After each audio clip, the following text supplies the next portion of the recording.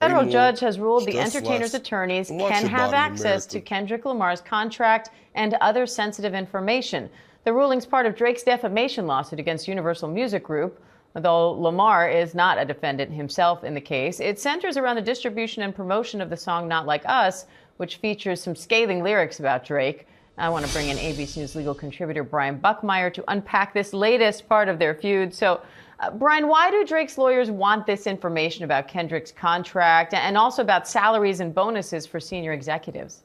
So, Diane, for Drake, at the heart of this lawsuit is the argument that UMG, the parent company for both record labels that have Drake and Kendrick Lamar as artists, that they inflated the market, that they kind of worked behind the scenes to drive up the interest of Not Like Us to the detriment of Drake. And so what they're hoping for is that all the internal messages, any discussions, payments, bonuses, any kind of discussion as to whether or not lyrics should be censored at the Super Bowl might lend itself to their arguments. And so they're hoping to get that evidence as well as sit people down for depositions to answer questions.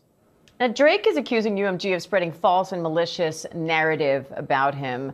Right now, as I said, he's not suing Kendrick Lamar directly, but could he end up being brought into this lawsuit?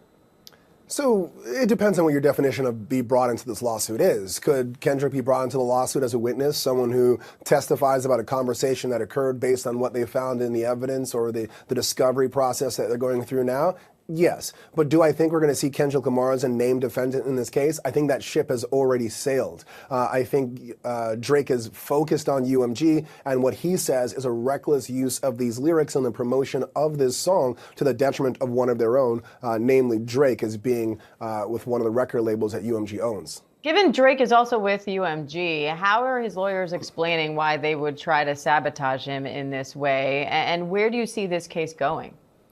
So part of the argument is that prior to Kendrick Lamar's breakout music that has, and these diss tracks back and forth between Kendrick and Drake, Drake was at the top of his game. He was leading the forefront when it came to streaming and the revenue that came in. And I think the argument that he has is that if they could lessen his brand when he went back to renegotiate a contract and he was looking at his streaming numbers and looking at his popularity, a damaged brand would have less in terms of negotiating a better contract than if they did not try to, as he's arguing, maliciously stain his reputation. And so that's what he's trying to argue. What happens next is a discovery process is going to continue.